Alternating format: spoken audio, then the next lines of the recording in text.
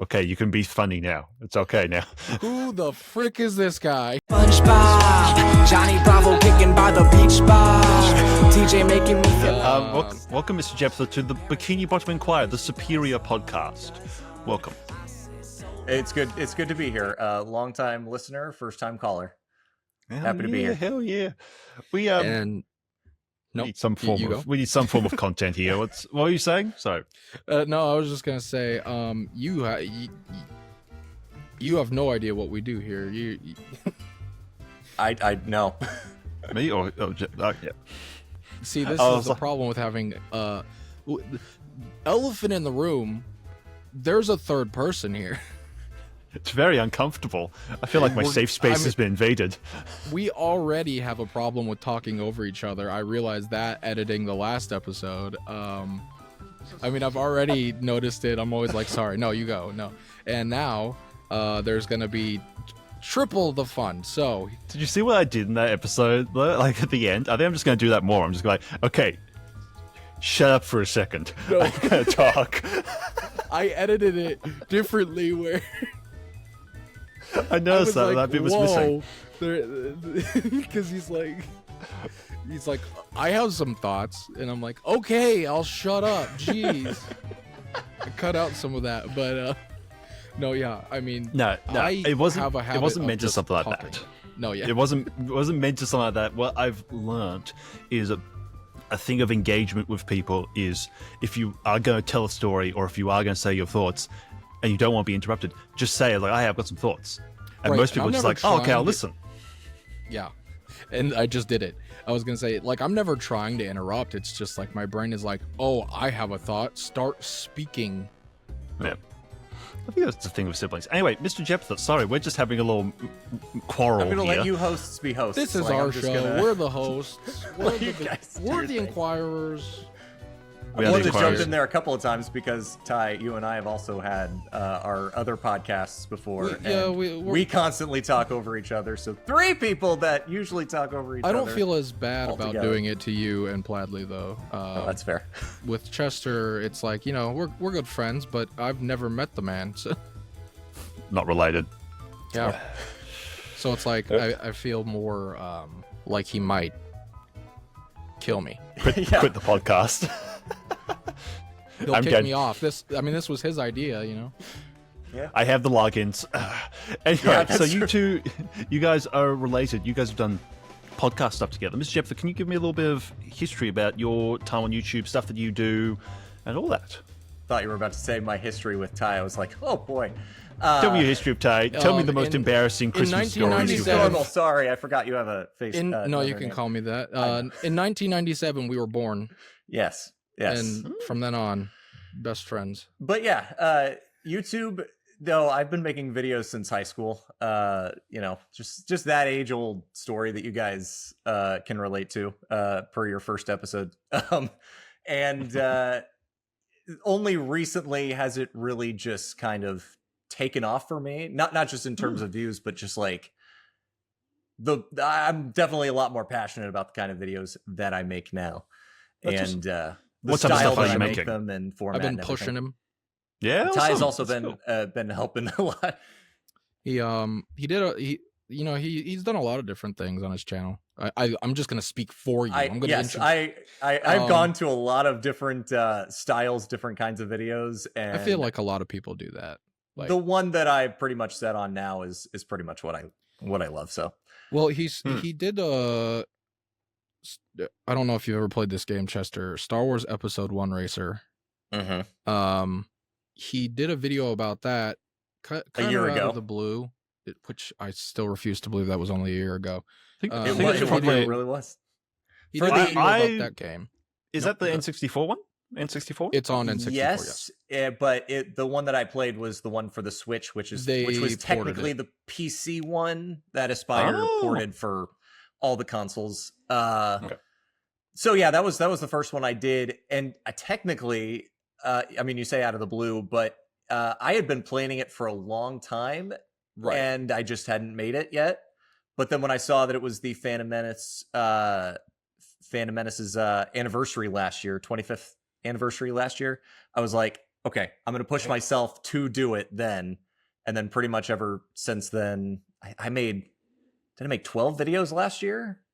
With like a very aggressive style of editing, I guess you could say. Yeah. They usually take me about a month or so to make, sometimes two. But yeah, I did Mario Tennis, I'm going to lose track of Mario Tennis. Mario Tennis. The 64 one, not the other ones. I did Indiana Jones for the Super Nintendo. Polar Express on GBA. I mainly what I focus on are GBA and Super Nintendo games. I think that's kind of my niche. It's given early. You might dislike this depending on your preference to him, but it reminds me and gives me early like memories of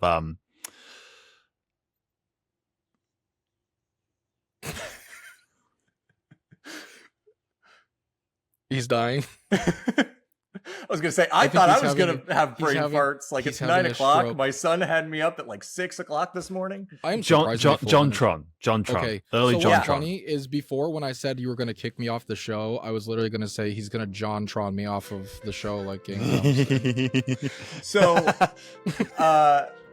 yeah, actually, you're not wrong. When I was in high school, like the YouTubers that I loved were like Peanut Butter Gamer. Hey! John Tron. Hell yeah. He was the first person I ever subscribed to. Same. Yeah, he was he's kind of the bigger influence, but him and again, I'll just let them host the podcast. Hopefully nobody is like offended when I say this, but also Pro Jared was just another one of those that I watched a lot. He's been vindicated now, I think. Well, he's been vindicated, but also it's still anyway, it's still up in the air. He went nuts the other day. He got back up to his old shenanigans the other day. He's yeah. I'm not in the YouTube drama scene anymore. I don't know. I just saw it randomly on Twitter. Like people were like, "Oh, geez, he's doing it again."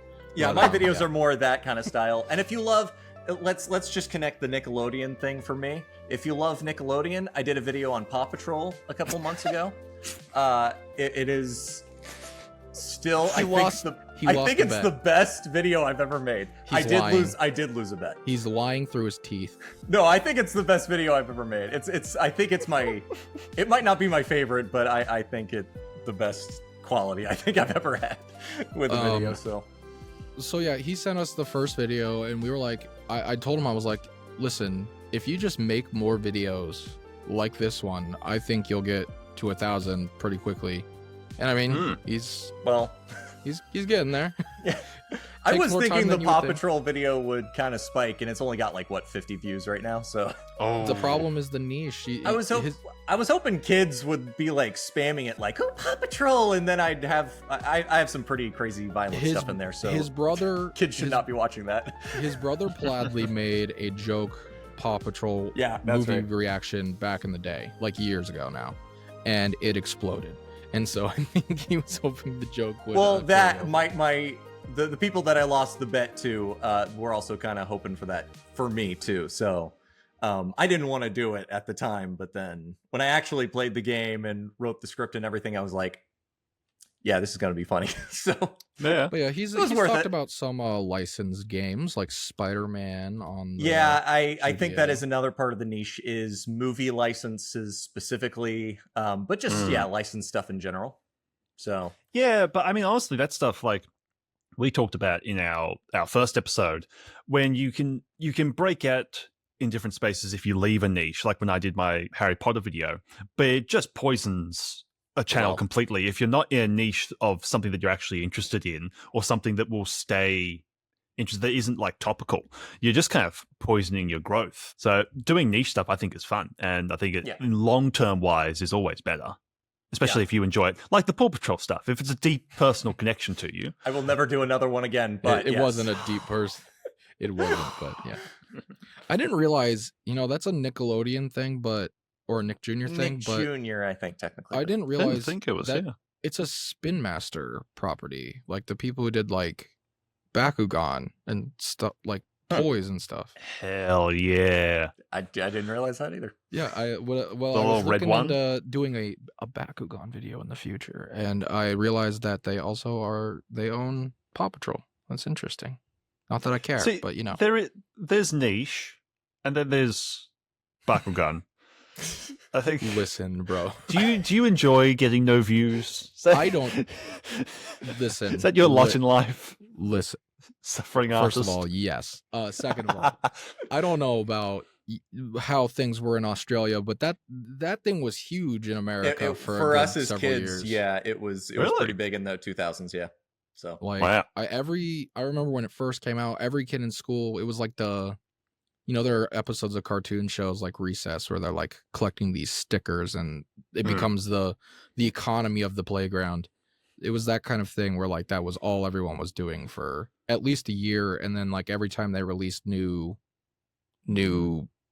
seasons, I guess you call it, it would kind of resurge. And then I was really into it, but there's also some video games that are kind of interesting. I wasn't allowed to play it, but yeah, no, but it was huge back then. Promise. Even here, Pokemon was barely a thing when I was a kid.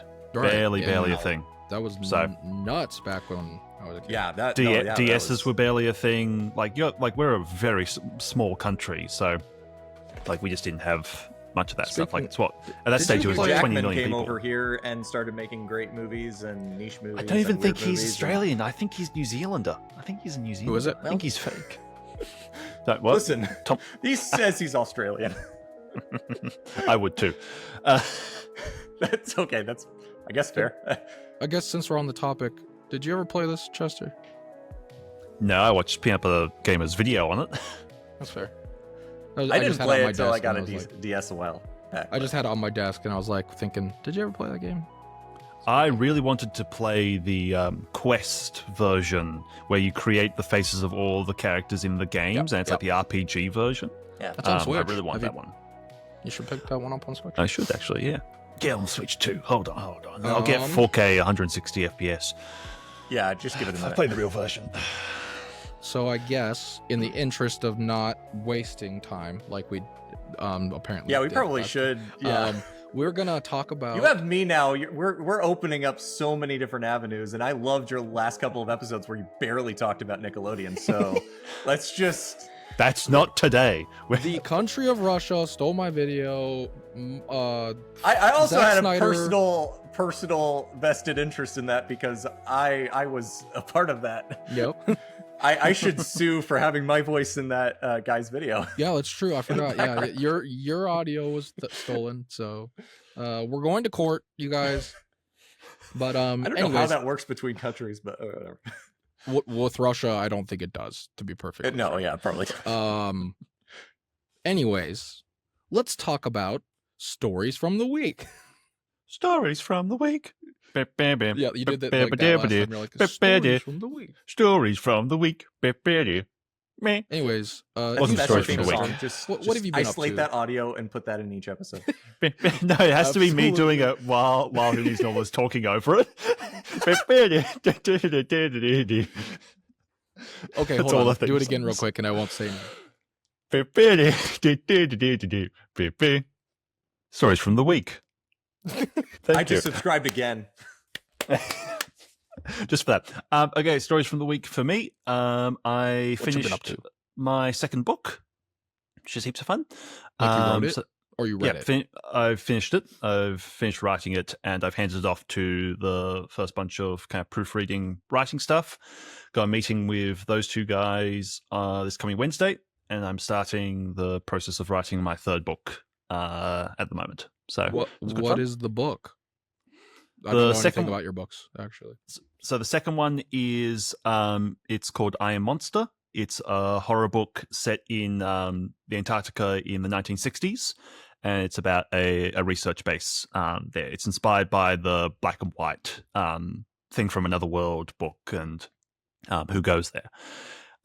Heap of fun. I really enjoyed it. It's pretty short. It's like 170 pages. It's meant to be like, the idea for it was like a doctor's office book, a purse like book, a something novella almost. Yeah, just a little bit longer. It's like a 6-hour audio book type of thing. So quite an easy get through. This new one is, I'm tossing around names. So far I've only written horror books, and that's my main interest. But I'm writing a short little series. It's going to be 3 books next. That's called Dante's Big Day Out. and it's a family novel series set in a fantasy world, but in like the equivalent of the 1800s. So they have trains, they have early cars, early planes, and lots of stuff. But it's a fantasy world. So this isn't connected to Dante's Inferno.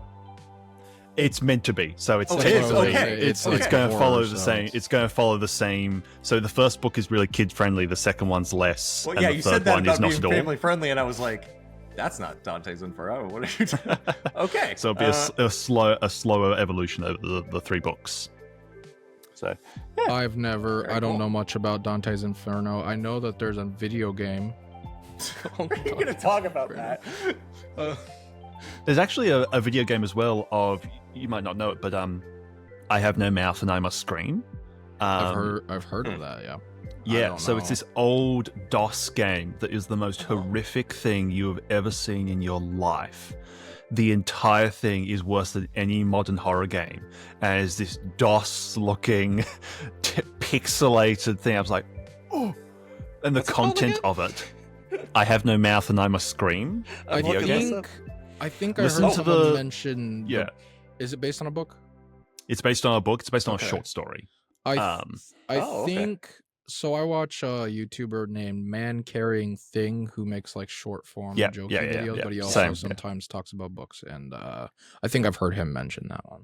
Yeah, so it's one of the very first kind of AI horror stories where it's set in like a post-apocalyptic world where this AI has kind of destroyed all of humanity, but it's kept for people and it's keeping them basically alive forever to torment them, because the whole thing that goes through is it hates humanity because it's not human and it doesn't get any of that type of stuff. So it's taking out all of its anger on these 4 people, and that's the game.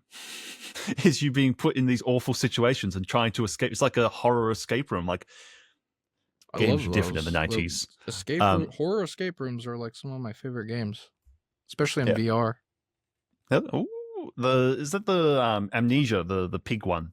Oh, they did a VR one of those as well, where it's like you're on minecart. But yeah. Anyway, so there's that. I'm working on a new SpongeBob video that's about 25 minutes. I finished the bulk of it last night. I'm just working on some of the final touches now, which is heaps of fun. They'll be coming out this week for on the that channel. Still?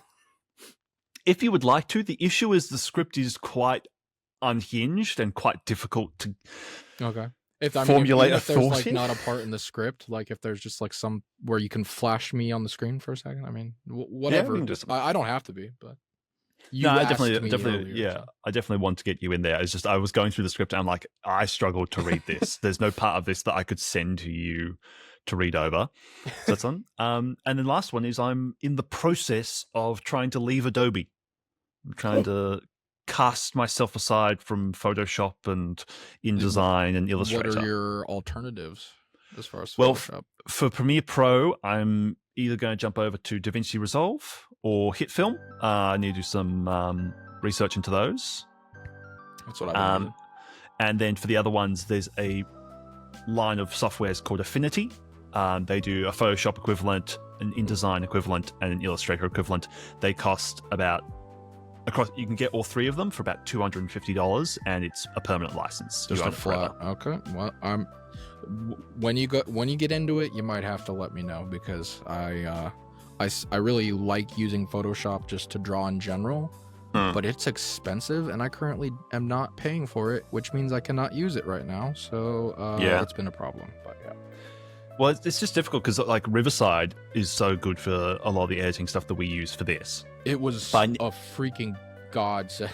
It's just even having the separate, like, my face and your face, like even doing it by hand, it was so easy. And then even just I've been doing videos for clients where I edit it normally and then I chuck it into Riverside to get it to remove the filler words. Saves me hours of cutting.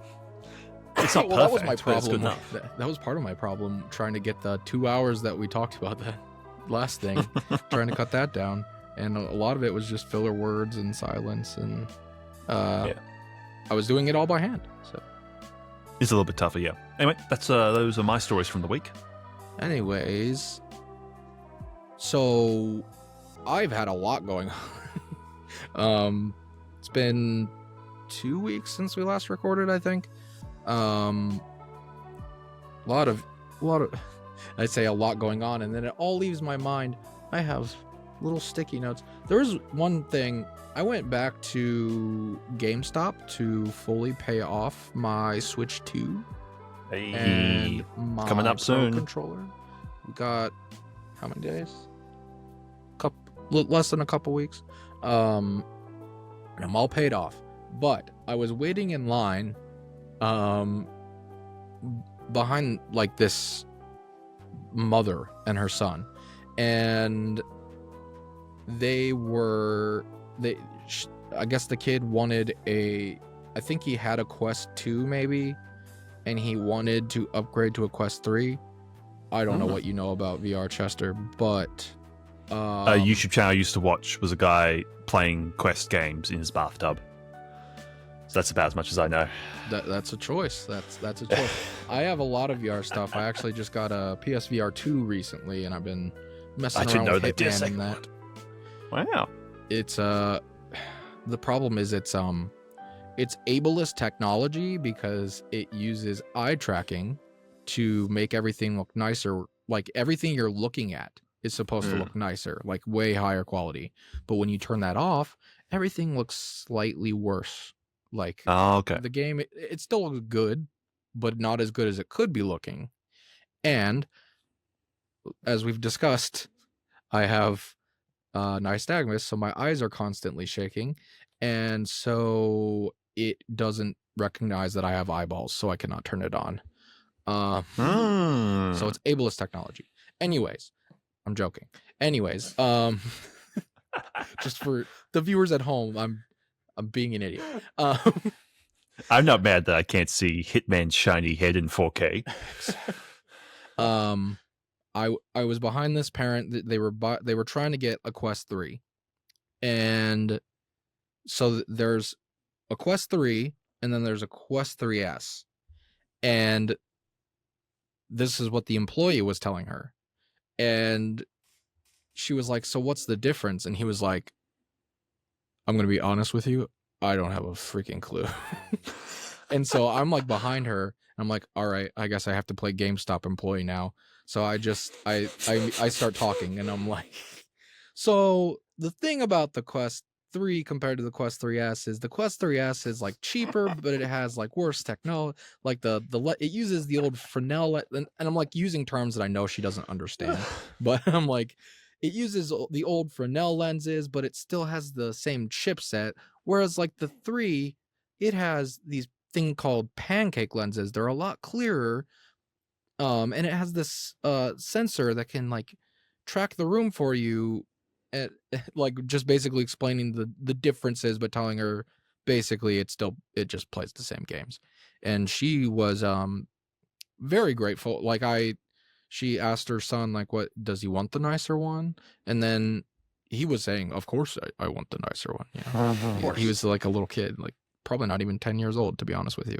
And she turned to me and she's like, is that what you would recommend? And I was like, yeah, I would because I was like, I've never actually played the 3S, but I have the 3 and I like it a lot. So I just thought that was funny that and GameStop hired you on the spot. This GameStop employee, I mean, he was acting like he didn't want to be there, but he really didn't know what he was doing at all. Because then he didn't know anything about the VR stuff, which is like, I understand, like not every employee can know everything, but it seemed like he was really struggling to comprehend anything, because she decided she wanted the 3, and then he walks back to get it and he pulls out the 3S, and then, like he starts ringing her up. I'm like, oh boy. And then he realizes before I tell him, like, oh, it's like, oh shoot, this is the wrong one, hold on. And so he almost sold her the wrong one for more money. And then when I get up there and I'm like, I just want to pay off all my pre-orders, he goes in the system. He's like, all right, so the Switch 2 bundle, Pro Controller, Kingdom Hearts. I'm like, Kingdom Hearts? And I like look over the counter. I'm like, oh no. Hold on, let me turns the screen around, takes the keyboard. Hold on, no. That is from. That's how I'm the captain now. That's how it kind of felt. I was like, I just kind of peeked over. I'm like, oh no, that's from 2019, And he was like, oh, that explains why it's 0 or whatever. Because I already paid it off. So he's trying to have me pay the $0 to get Kingdom Hearts 3 6 years like, you ago. already have that. Yep. That's why I was confused. I was like, unfortunately, they have not announced Kingdom Hearts for the Switch 2 yet. But 4K, 16 FPS edition. Well, that's another discussion for another day. They haven't really they haven't really mentioned a lot of stuff for the Switch 2, but that's no. I'm waiting for it. Can I just say, is there any more alpha experience in life than going into GameStop or an EB Games and they immediately know who you are and you mention a game and they already have your profile up talking to you about how much you have on this one or if you want to change to this pre-order? I'm just like, I've never had that happen in my life. This is where I imagine out there with EB Games, that probably... Never mind. The problem is I turn up and they pull up my like stuff. It's like, Chester, have you heard about the new Atlas game? Have you heard about the new Persona thing that's coming out? I was like, I have actually. And I'm here to pre-order. It's like, don't worry, I've already got it up for you.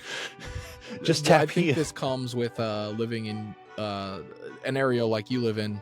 Also, I don't use GameStop very often. There's a reason they're struggling over here. There's a reason GameStop Canada just became EB Games because they got bought out. It's, for one, I kind of have a personal vendetta against them because years and years ago when Marvel Ultimate Alliance 3 came out, I walked in thinking, oh yeah, I'll get one. They had one copy that someone that hadn't showed up for 2 weeks to pick up their pre-order. Like he hadn't been in for 2 weeks, and I just wanted this copy, and they were like, "Sorry, we still gotta wait another whole week or whatever." And it was like, "All right, I guess I'm going across the street to Walmart," and I go in, and at that point, I don't know why they were doing this, but for a couple years, they were selling all of their games $10 under like market price, and so I was like. Well, great. I can actually buy the game and for cheaper. I'm never going to GameStop again. And I did not go to GameStop again for many years. That's why I don't know if Walmart does it anymore. They don't do it anymore. That's why I always did it at Walmart. But even now it's just convenience because I always just go to Walmart, period. So the one that I went to, I have no reason to go to GameStop for any other reason. Yeah. The one that I went to that I had a bad experience at was right down the street. Turns out it's closed. And I didn't learn that until I went to stand in line for a Switch 2 pre-order, and the one that I've been going to, it's a town over, and they've been very helpful. They've been very nice. I went all over town looking for a copy of the Patrick Star game on launch day. I couldn't find it anywhere. And sold out. I had gone to probably 4 different stores. I checked Walmart, I checked Best Buy, I went to Target, and none of them had it. And then I was like, oh, there's a GameStop over there. I guess I'll just walk over there real quick and just ask. They had one copy, and he was like, yeah, we didn't have anyone pre-order it, but we did have one copy because we thought, someone might like it. And was it worth it? Absolutely. I know there's a reason you want me to make a video on it, but funny story, we were talking about how he made a Paw Patrol video. The game was made by the same studio as the Patrick Star game. Oh. So I'm trying to talk Have you ever played Goat Simulator? It's Goat Simulator. It's that's all it like is. that, but it's Goat Simulator, but with Patrick. In Bikini Bottom, and you're playing as Patrick. I will say, so for us, we have Big W, which is kind of our equivalent to your guys' Walmart. They sell games there for quite a bit cheaper. So at EB Games, a brand new PS5 game is around $120. At Big W, it's usually $90 to $80.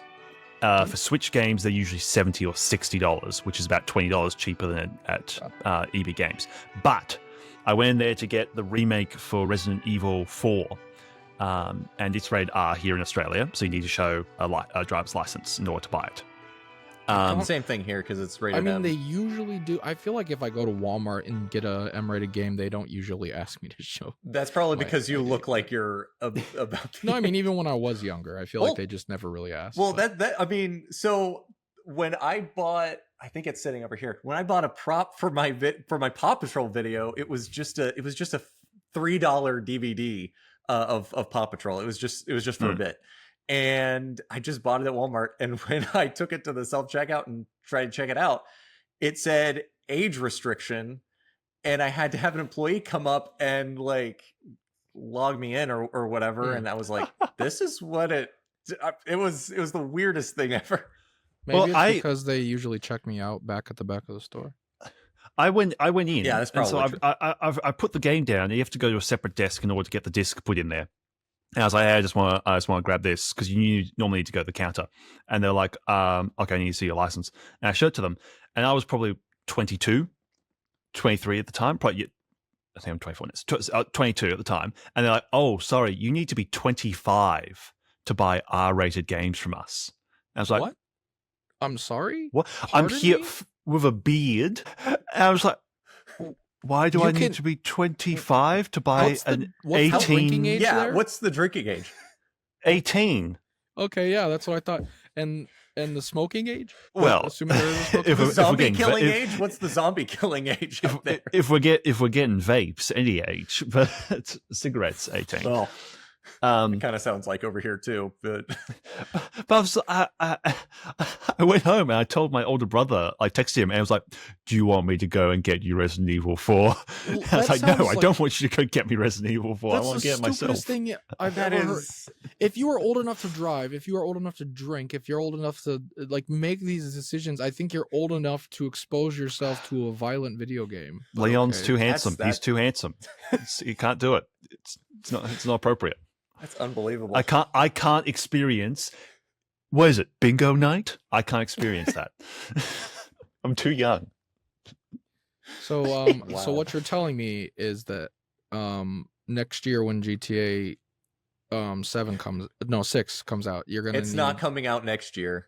You're gonna need me to go. It's coming out in 3 years.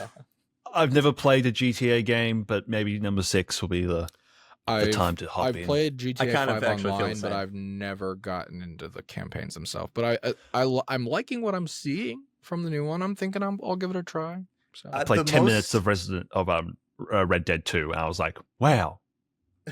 That game took me. Okay, here's the thing. Sorry. Okay, I shouldn't get sidetracked. Westerns are also probably more of a United States or U.S. That's going to have to be a conversation that we have in the future. But I will just say, that's how I loved Red Dead 1. It took me a long time to get into Red Dead 2, but when it clicked, it clicked.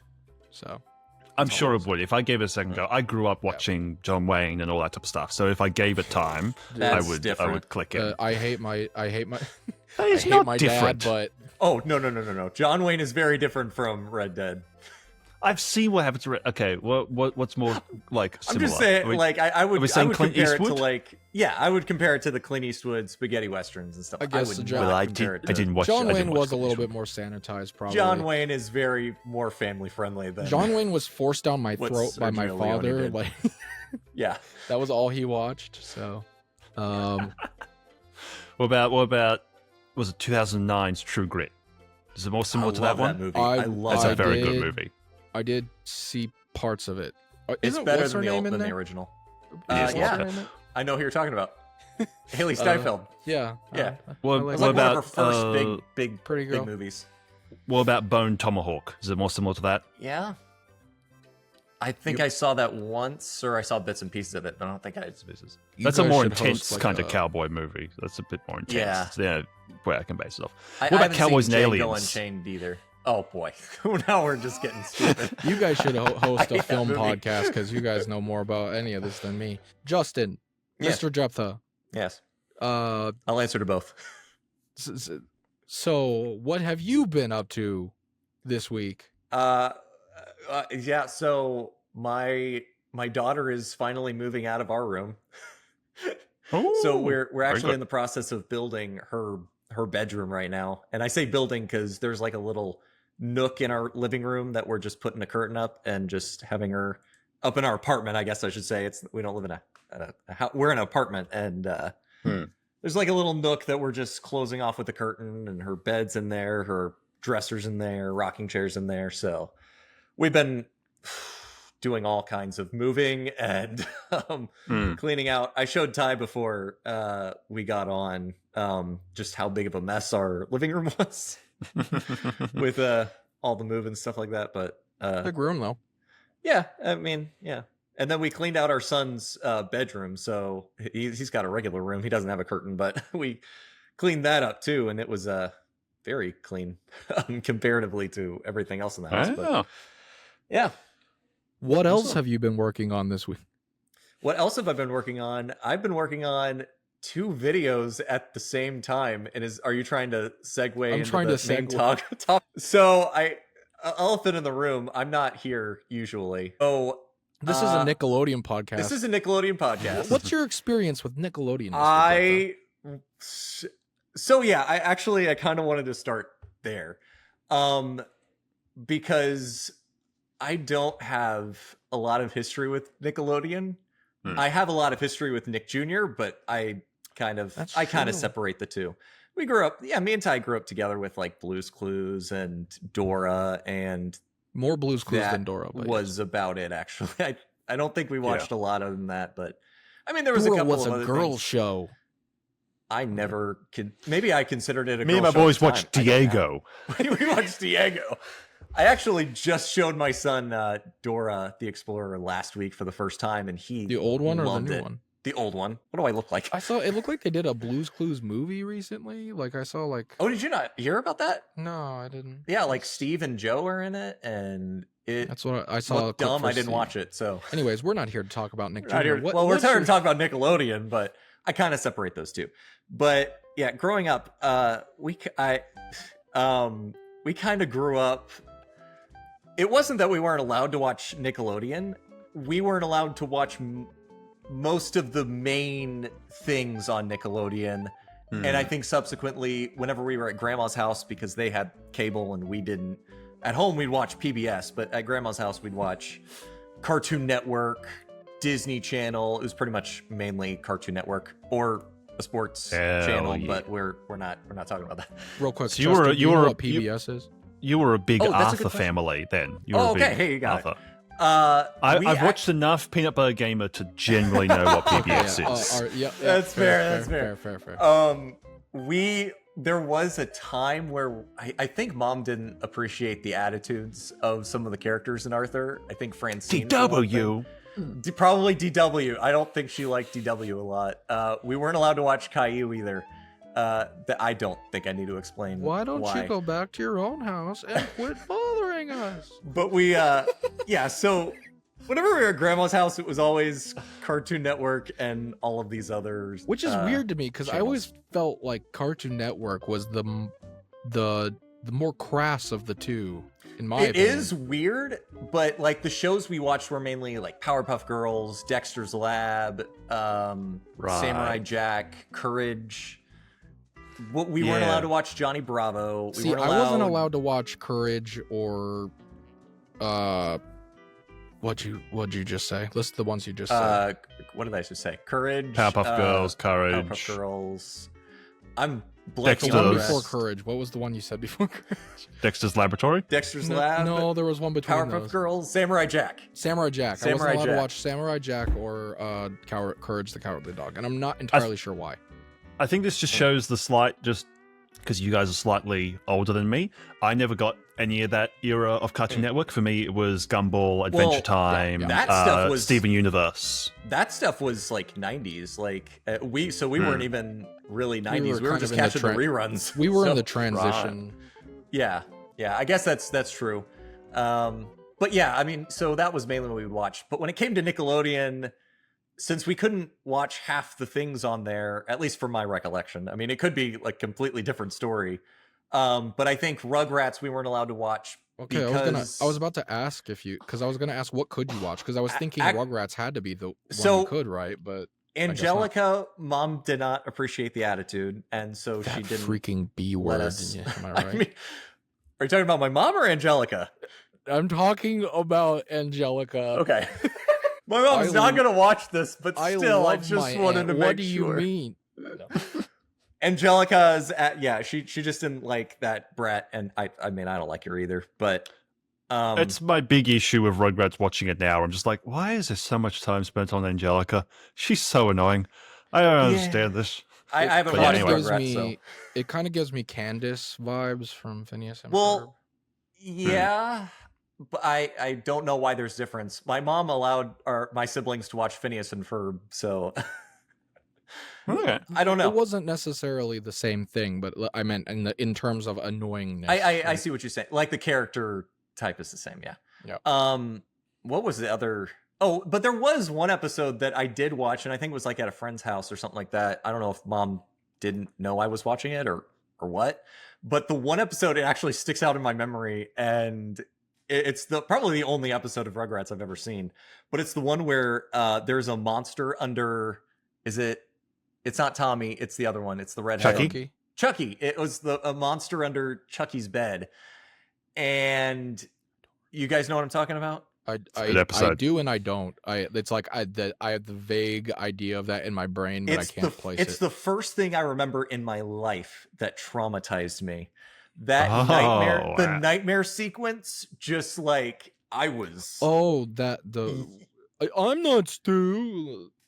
I don't know. I don't know. I didn't quote it, but it just turned out to be like a sweater or something that was like just looked out under the bed. Something else. I don't know. But as a kid, it messed me up, dude. I don't know if I went to sleep that night, but it's the first thing in my mind that ever traumatized me. You never saw the movies? Like, no, I never saw that. I did. You know what? I swear we had them on VHS at Grandma's one. Well, we weren't allowed to watch it, so we probably didn't watch it or hang out in the room. So all of your parents were very unified. All of your parents were very unified on not liking those kind of specific shows. A lot of the stuff that his mom decided was not good, she would tell my mom was not good, and then my mom would subsequently ban it. Well, great. Okay. My mom actually did that for remembering a long time ago when we were allowed Teenage Mutant Ninja Turtles.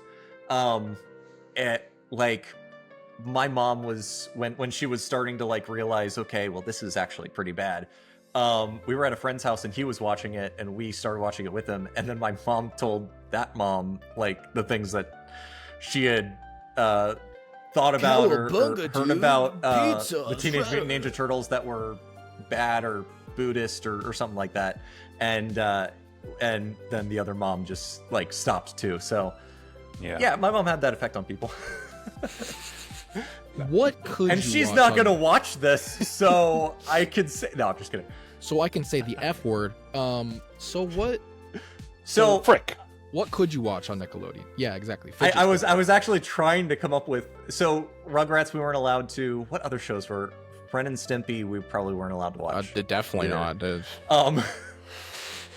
I don't even know. But then there was ultimately the big one that she didn't let us watch because I can't remember anything else. Oh, Jimmy Neutron we actually were allowed to watch. Which is weird. I mean, it's probably weird. I think we watched the movie growing up. I don't know if we watched the show, but the movie I definitely watched, borrowed from the library a couple of times. And watched that a couple of times. But enough to remember the plot, but not enough to remember the peeing in the shower joke or whatever you were talking about.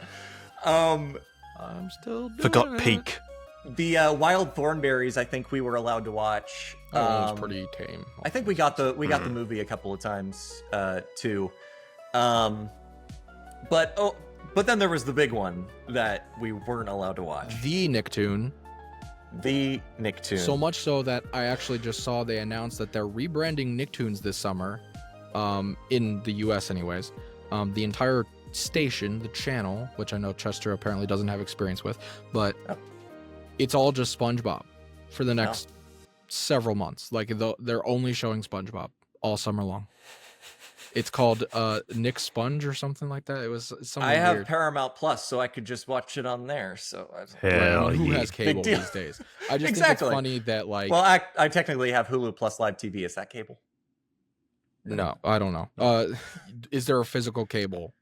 No. Then no. But it's cable-esque, I guess. I just think it's funny that Nickelodeon, Nicktoons has fallen so far. Like, I remember, like, peak, like, 2003, 2004, they had so many different cartoons. Jimmy Neutron, Fairly Odd Parents, Danny Phantom, like, Why did I think the Fairly Odd Parents was Cartoon Network? No. Okay, so Fairly Odd Parents we were allowed to watch too. See, what?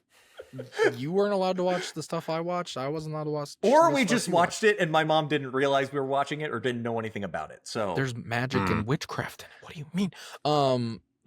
But SpongeBob it's fallen was so the big far one. that now like they're just literally like, all right, SpongeBob, that's all we got. We're just gonna. I mean, probably. I mean, so, I gotta say, like, Henry Danger doesn't look that interesting, so that's probably literally all. That's old now, though. They just did like a reboot thing where they're like, okay. I didn't know that. I'm actually quite interested to watch some of Johnny Bravo at some stage because I missed all that. But so you weren't allowed to. We weren't allowed to watch Johnny Bravo either. You weren't allowed to watch most of this type of stuff. What are these 2 videos that you're working on? Are they related to this topic?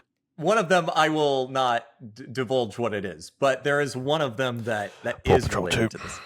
No, actually. What? Oh, okay. So going with my niche of Game Boy Advance games, I was like, I'm going to play every SpongeBob game that was available on the Game Boy Advance. And that includes the Game Boy Color one, the only one that is not actually... So it's playable on the Game Boy Advance. That being said... Originally, when I came up with the idea, I had never seen SpongeBob before. Well, okay, that's not necessarily true, but I can talk about that later. I just had barely any experience. The only experience that I had was Ty referencing it all my life and not knowing what he's talking about. And I got some stories about that too that I wanted to talk about. But yeah, so originally it was that, and then I had this brilliant, I don't know why I did this, brilliant idea of asking Ty to collab with me on it. And never a good idea. Never a good idea. It was not a good idea. So that's what we're working on. I don't know when it'll come out, if ever, at this point. But one of the things that Ty suggested I do for this, well, he asked like, video, what do I watch? And I was like, did I ask that? Yes, you did. Okay. I feel like I asked that after the fact. Maybe I was just asking like if there were specific episodes that I needed to watch. Yes, I think you did. I was like, what should I like pay attention to? And I was like, well, realistically. Yeah, you threw in a lot more than I was thought. Like, watch the first 3 seasons. About a third of the movie, show. And Atlantis SquarePantis. I was already going to watch the movie. Had I known Atlantis SquarePantis was an episode, I probably would have thrown that in there too. But I knew I was going to watch the movie anyway. I was going to watch Ty's videos about the Bikini Bottom, Battle for Bikini Bottom and the Revenge of the Flying Dutchman. I don't have a video. You're a fake fan. I don't have a video about Battle for Bikini Bottom. Oh, I thought you did. No, you don't. You're right. People beg me to do it. I just watched them all too. What? Creature from the Krusty Krab, which, by the way, is actually a what would have been a better name, I think. And I don't care. I don't know the story of the game, but I think the better name should have been Creature from the Goo Lagoon. Am I wrong? Yeah. Yeah, probably, yeah. Title, good. yes. I don't know if that has anything to do with the game, but like that title is better.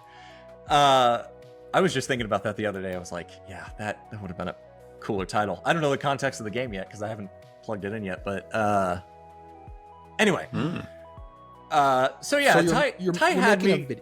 Yes, I was making the video. And for research purposes, I watched the first 3 seasons and the movie of SpongeBob SquarePants, having never seen them before. Yeah. So, but as you were, first of all, before we get into kind of that's the topic. But you guys also, can ask me questions. We're gonna ask some questions because, I'm so fascinated with the idea of someone gets to 28 years old, never having watched this cartoon, and suddenly starts binging all of it and like experiencing this thing that like me and Chester, like it's a big part of what we do here on YouTube. It's like I'm so curious about your thoughts on certain episodes or certain elements. I just wanted to mention, as you were like watching these episodes the other day, you ended up in season 4 and didn't even realize it.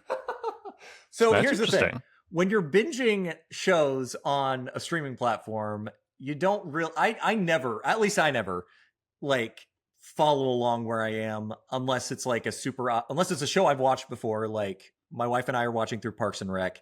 I love that show. I've watched it I don't know how many times at this point. I can tell where the season finales are and the break of the seasons. But other times, like, I just watch through the show, especially if it's for the first time, and all of a sudden I'm in another season. I'm halfway through another season and didn't even realize it. Because it's just binging on a streaming. What I told him I thought was weird is because, and I wanted to ask you this, Chester, because, you know, we have long experience with it, and I guess you kind of watched it in a different way where you were getting these DVDs, but personally, from my perspective, the beginning of season 4 felt like a tonal shift. Like, for one, the animation changed, but I felt like the tone changed. Would you agree with that? I would say, so my main experience would be about a year ago, I watched through all of SpongeBob similarly, and I showed my wife, and she had never seen it before in her life either. Oh. She grew up completely disconnected from it. So I went through that experience with her where I showed it through it, and she loved it, went through it. And then we went to season 4, and I was like, oh my God. I am the biggest defender of like seasons 4 through to 8 there is on YouTube. Like I think they're just as entertaining. I think they're just a bit more like a Seinfeld type show where they're a bit more like sitcom-y, more dry comedy. I watched the first couple episodes of season 4 and I was like, this show dropped instantly from being a 9 out of 10 most of the time, with the occasional 7 out of 10 episode, to consistently 6 out of 10. Instant quality drop, I found. But in my mind, the way I'd always experienced it, I experienced it similar to that, where I would just watch them, and I'd watch my favorite episodes, and I love season 4, I love season 5, and I would be able to watch stuff from all of it. But when showing someone through all of it, and we went through episode by episode, season 1, 2, 3, and then I think we got 2 episodes into season 4, and she was like, do we have to keep watching this? She was done. 2 episodes into season 4. She was like, is this, how many seasons are there of this? Loved first 3 seasons. 15 and counting. So I like season 4 still. It's different, but I like it for what it is. But that's what I meant by it. Like, I thought there was a tonal shift. I was looking at the episode list because I was talking to him about it, and I was like, I'm pulling up the episode list now. I would say that I enjoyed the show probably up until about, I mean, I didn't love the show after season 3. I liked the show after season 4.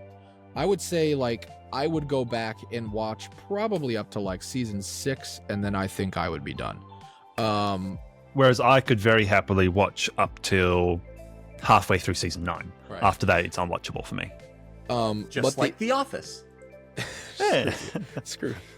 I'm a defender of the last couple seasons of The Office. Yes, you are. All alone. Justin did not notice the tonal shift. He didn't. I didn't. I still don't. That's interesting. And I just watched a couple of episodes today. I didn't notice the difference. What did you watch today? The last one that I watched was the one that I thought was a D&D parody, but it turned out to just be a medieval... Dungeons and Dragons? Dungeons and Dragons, yes, was the last one. Oh, that is a good episode. There was Burger King toys for that one. Wow, I didn't realize it.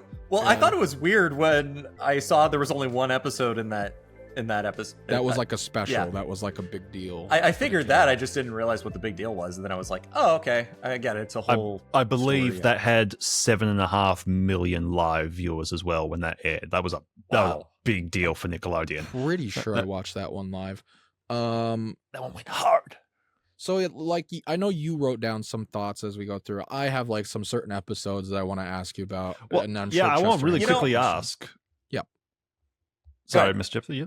Good. I want to ask, why Atlantis SquarePants? So why would you think that episode was so good that you had to last game on the Game Boy Advance? I told him he needed to watch Atlantis SquarePants, not because it's so good, but because there's an entire video game based on it that's still on the GBA. Okay. So I thought you guys might be just huge David Bowie fans, and you're like, you need to watch it. It's got him in it. I don't love Atlantis SquarePants. I just told him he needed to watch it. What does David Bowie have to do with... I don't like David Bowie, so I don't know. He voices the king. He voices the king. Oh, okay. It's been a long time since I watched it. Does he sing? Probably. He's got the 2-colored eyes. The character has the 2-colored eyes. But does the character sing? The episode is a musical. Okay, then I'll be fine. But he does. But the king doesn't. Okay. If David Bowie doesn't sing, I will probably be fine. But Maybe he does. He doesn't sing I like swear David there Bowie. was like a lot of songs and stuff. Which also I didn't realize Dan Povenmire, however you pronounce his name, he worked on SpongeBob like in the early he wrote the Campfire song, which just makes so much sense. Yeah, that does make sense. I like that. Yeah. That so, was a little Mr. Jeptha, what would you say? So you've watched through the multiple episodes, multiple seasons. So we won't drag out like what was your favorite episode of season 1? What was your favorite episode? What are some episodes that you've come out of that like have stuck in your mind? So let me go ahead and just say for the record, when I watched the first, I don't know how many episodes, I've got the list here. Let's say 10 episodes. The first 10 episodes of the show, I thought I was making a big mistake. They're rough. They are rough. This was, I was watching it and I was like, this is not really my brand of humor. For one thing. Pizza delivery. Don't, Pickles. please don't. Hall monitor. Sandy's. Okay, rocket. Hall monitor wasn't bad. I get why it gets referenced. I was literally about to start doing it. But okay, so the one so 11 episodes in, not a single laugh the entire time. Oh, screw you. I laugh at stuff all the time. I was laughing at this morning. I turned on, just for the heck of it, I just turned on Your Squidward, I'm Lego Squidward. Star Wars Droid Tales, which is just a super silly retelling of the actual good Star Wars movies 1 through 6. And I just randomly turned it on, and I've watched it 1,000 times. I was laughing my head off watching it. So I laugh at things a lot. And my wife has like the reverse. She doesn't laugh at her. You'd have to if you're watching Parks and Rec and other things. Well, that like too. I guffaw at that all the time too. But I couldn't get into it at all, and I was like, I just made a mistake. I got to watch 3 seasons of this. And then we came to episode 12, The Chaperone.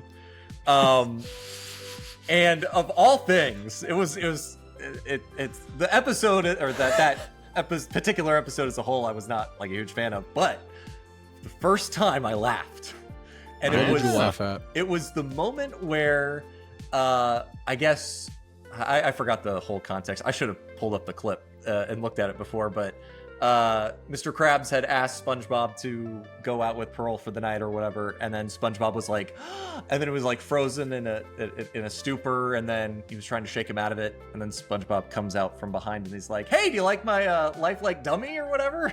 And that was when I was like, "Oh, that was actually funny. I didn't see that coming." Did you like the bit And then at they the did end? it again at the end of the at the end, episode, where it's and I was like, and it caught me off guard again, and I was laughing again, and I was like, okay, you got me. And then Employee of the Month happened, and I think that might be my favorite episode of the show. Lousy big nose phony. Probably actually is rivaled with another one, but I found that very funny, like Looney Tunes-esque, I guess you could say, like 2 characters just at odds with each other. I mean, So Squidward is usually okay. That's why I in our script I kind of compared it to Looney Tunes, but like, you know, SpongeBob like loves Squidward and everything like that. That was the first time he was like very adversarial in conflict, with him, and in conflict, and I liked that dynamic a lot. And then I think I just started appreciating the show more, or it was Stockholm Syndrome. Well, I'm not sure. To be fair though, that's one of the early instances, and same with Chaperone, where you are, and they get better at it. And I think that it's a fair reason for why you didn't enjoy it. The characters are really set in place by then, and they can actually do some cool conflict and cool character like foil stuff. So that's when SpongeBob is actually like a good foil to Squidward, and not just like annoying and loud, is when like they're in conflict like that. And the same with Pearl and Mr. Krabs. Like that's when the characters are really actually getting kind of set in their ways. Yes. And then you get Scaredy Pants. Which is such a different episode. I didn't hate that one. I'm trying to remember it completely. The Halloween one. I remember it was the Halloween one. I think I saw that, out of all places, at a Cece's Pizza. It was like on a TV. I think I was on a date with my wife, well, now wife, but girlfriend at the time. And it was just on one of the TVs, and all I could really do was just watch it with the captions because I couldn't hear it. You were on a date and you're like, I'm going to watch this SpongeBob episode up in the corner. What am I going to do? Look at her? I mean, you know. Cringe. Yeah, playing hard to get on a date. On top of that, I don't actually even remember if it was on a date or if I was just at a Cece's Pizza alone or whatever, and it was just on, and I ended up seeing part of it. But the images were I remembered the images I was a teenage Gary, like that one. I don't think I traumatizing. Remembered that the transformation. No, I do remember that. That one was that one's mixed up. That was funny too. How'd you find an episode like Rock Bottom that isn't especially funny but is like really cool ambience and just like a really different episode? Oh, that's the one. Oh, okay. I'm not gonna know these by their titles. Just for the it's all good. Yeah. I did just watch this all in a week, so and that's actually should be telling too. Was that I keep making references and they still go over his head. Yeah, you did make a reference to an episode I had just watched and I couldn't remember. So I said licking doorknobs is illegal on other planets, and it went over his head. I have that on my Year 12 graduation booklet for my quote. I should have done that. I still don't remember the. I think I barely remember the context, but Rock Bottom. That was another really funny one that I don't know if you're asking me something specific, but I think he didn't think it was as funny, but he was like the tone, like it's a very different episode to the normal just routine of the show, I guess. But I think at that point I was actually getting into it, and kind of like I said earlier, I think Stockholm Syndrome was just setting in, and I was just more accepting of my fate of watching 3 seasons of this. But it's also like oddly the introduction of Glove World, but you don't actually see Glove World, but they keep calling back to Glove World throughout the show. I have one of those in my videos too. What about the other half of that episode, Arg, where they are going on a treasure hunt? I guess if I don't remember it that well, then that probably means it didn't mean that. East. I thought you said West. It's West, Patrick. Diane Weist. You're fired again. Remember the Texas episode? That's next one. I didn't like that one. It's not a very good episode. That is one thing I should say. I'm not a fan of Sandy. I thought she was going to be a bigger character for one thing, because she's all over the marketing, but I don't feel like I saw her in a lot of episodes in at least the first couple of definitely not in the 3rd season. She probably has like 3 episodes a season, realistically. Yeah, like it's just a recurring character. I thought she was a main character. Like, well, I mean, in my mind, she is, which is so that's an interesting. Yeah, point well, I again, like you are coming at it with the nostalgia of growing up with it. I'm coming at it with because like you would have to rewatch these episodes over and over, whereas I'm binging through all of them in one go. I recently followed an account on Twitter that's like the art of SpongeBob, and they're just always like showing these behind the scenes things from like SpongeBob's production, and there's like a whole like scrapped episode where SpongeBob goes on a date with Sandy, and it's like a romance thing. I'm glad that didn't happen. Yeah, I think there's a reason that got scrapped, but that was an interesting thing I never knew about that I learned. SpongeBob and the furry community are already too closely linked. Well, I think when I was a kid, and I think I even brought that to like the first couple of episodes with her, I thought there was some sort of like attraction between, or at least SpongeBob was attracted to Sandy somehow. And even the first couple of episodes, I felt that way. But now looking back on it, I'm like, yeah, there's no way. So like, yeah, season 1, I mean, like when I look at it, I'm like, oh, I love all these episodes. What do you mean? I mean, there's a few that I don't love. I don't hate the Mermaid Man and Barnacle Boy episodes. See, I was gonna say, I also really like those actors, Ernest Borgnine and Tim Conway. How do you know them? I think I was just kind of like, oh, I love them. And how do you know them?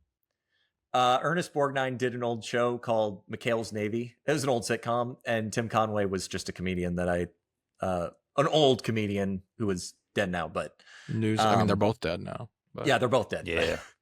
But I love them both. There's a reason they're not in the show anymore. Well, so those are the obviously characters like dead or just no? I mean, they never show up. They keep bringing the characters. just so you liked it enough to kind of keep going even longer than the 3 seasons, which is enough for my wife to get concerned. Well, that was a funny thing because I didn't realize she grew up with it, And so when I was talking about these videos, she was just kind of like, okay, yeah, like she usually is, like, okay, yeah, she listens. But then randomly, when we're at the baseball game a couple weeks ago or last week, she just brought up, so there's a theory about like Squidward, like all this is happening in Squidward's mind and stuff or something like that. I don't remember what she said exactly, but I was more bewildered about the fact that she even knew what a Squidward was. She's into and the then we had cuts. a whole conversation after that. You grew up with SpongeBob and everything, so I had no idea. And then I was watching SpongeBob like the other day, and then she walked in and she was like, I have so many concerns right now. She won't let me show them to our son. I kind of understand because he's already crazy. I thought he was watching with you. What do you mean? He watched one episode with me because it was on my phone, and so he just kind of like came over and to see what was on my phone, and he just kind of stuck around. So listen, we turned out okay. We turned out fine. Ty, I don't know about Chester, but Ty. How did you feel about the episode Sailor Mouth? Was that the one you showed your son? Oh, I do love that one. That was a good one too.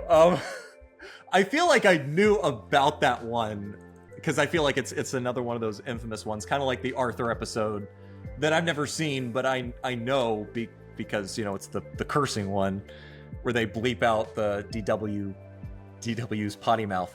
But no, that was a very funny one. How are you?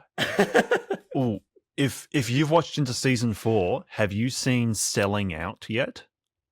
Where Mr. Krabs sells the Krusty Krab? Yeah, that was oh my one that I just God. watched today too. Krabby O Mondays? Is that What a good episode. Oh. I guess. How'd you feel about Krabby Land? I mean, I know it's intentional, but like I was just sitting there going, they're just making fun of McDonald's. Was there a McDonald's tie-in with this episode? Like, I remember specifically we made plans. We were like, okay, we're gonna go to Grandma's house so we can watch this episode as it airs. So that one sticks out in my mind. I thought you were gonna say like with me or something. I was like, no, me and my family. You weren't there that day, but and then the camping episode, obviously. So there was an episode. Since we're jumping around, I thought we were kind of going. Yeah, no, let's just we're jumping around at this Screw point. It. There was an episode that I did watch because when I worked at Pizza Hut for the 4 worst years of my life. No, I'm just kidding. I didn't mind it. 4 years? Holy frick. 4. Did I say 40? You said 4. Okay. That sounds like 4. A lot for me to be working off and on because I came home for the summer and I think I took like a year break because I was working another job.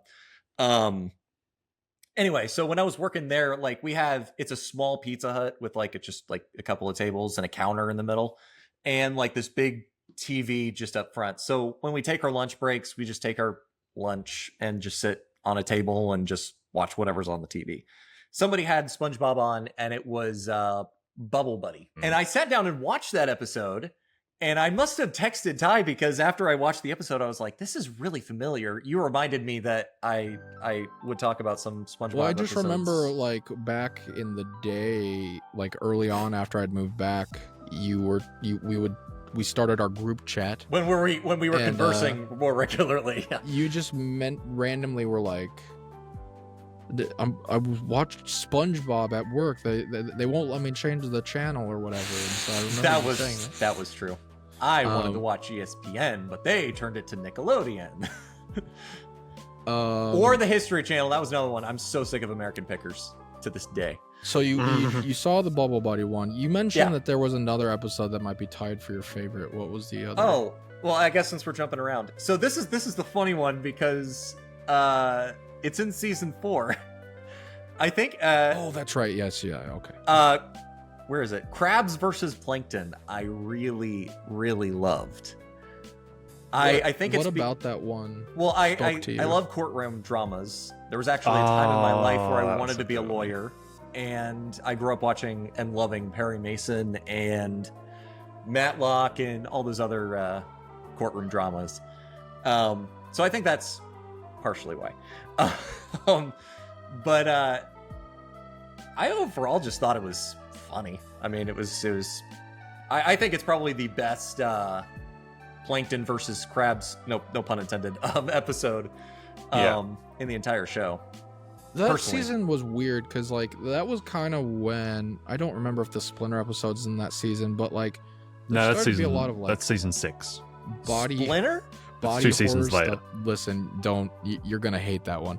Wait, like the one Splinter? where like Teenage Mutant Ninja Turtles? No, Splinter yes, is in Piece but, of like, Wood. SpongeBob Okay, I gets gotcha, I a gotcha. Splinter. Okay. It's a You horrible just said episode. It's Splinter. I was notorious. like, It's what? They have- disgusting. There's a rat? It's the worst episode ever, in my opinion.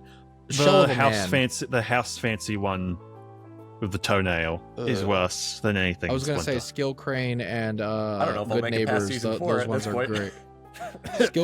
Skill Crane was one of my like favorite episodes post movie, like because it spoke to me. Like I hated. Well, that's a those question. So this is all post. Have you seen the movie yet? I did. So yeah, I texted Ty. I think I asked. Did I ask you where the movie was? You were like, "Oh, I just realized I'm in season 4. Where's the movie at?" And I yeah, was that's like, right. I was a couple of episodes into season 4, and then I asked you where the movie was. It was like, oh, you're supposed to watch it after season 3. So yes, I did watch it as soon as I found that out. That actually probably would have let me know or see the shift in quality as from season 3 to season 4. Well, actually, I take that back. I saw the change in quality, but I guess tone is something I didn't catch on to. Yeah. Okay. What did you think of the movie? I actually, He I told don't me it like. was his favorite movie of all time at one point, just because apparently when he That's shows right. when it shows the calendar and like the day, like at the beginning of the movie, Don't dox me. it's like his birthday. No, I just think. say my birthday is on the calendar. But then he rips it off, so it's He not rips actually it off, on so his it's birthday. not. It's Your not my birthday takes place But- before the movie. But when I saw the date, I was like, "Whoa!" Like, if I had watched that as a kid, my mind would have been blown. Like, I Sorry would've been about this calendar. Yeah, no. So I thought the movie was actually pretty funny. I have a lot of thoughts about cartoon movies as a whole, like, or I guess not cartoon movies, but movies that are based on TV shows. The Bob's Burgers movie. I love Bob's Burgers. I did not like that movie. Never watched it. I need to watch the movie. The Psych movies. I don't like any of them. Yeah. There's always like a change in, I don't know, something about Tone. movies tone, I guess. Yeah, but I What did about the actually Simpsons really movie? like this. I have not watched the movie, and I barely got through. I don't even think I got through the whole first season of The Simpsons. So First season of Simpsons is also very rough. First few seasons are that very I rough. didn't have to. I wasn't doing it for a video, so if I had done it for a video, then that would have been a different. So story. did you not know Scarlett Johansson was in the movie going in? You mentioned something about. Sorry, continue. I said, so did you not? You mentioned something.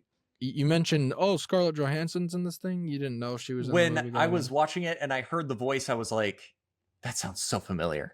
And I was thinking, it sounds too young or something different than Scarlett Johansson. And then I looked it up and I was like, oh, it's her. Okay. But I gotta say, I know you, and then you texted me right after saying, what did you say? Mindy is better than Black Widow or something like that with like the I greater just put, sign. I just put Princess Mindy. Oh, and Princess then put Min- yeah. greater than signs, and then said A Black whole Widow. bunch of I was just over Black joking. Widow. I do. Okay, so you're not going to be offended when I say this. I didn't like that character. How I am offended. Actually. Okay,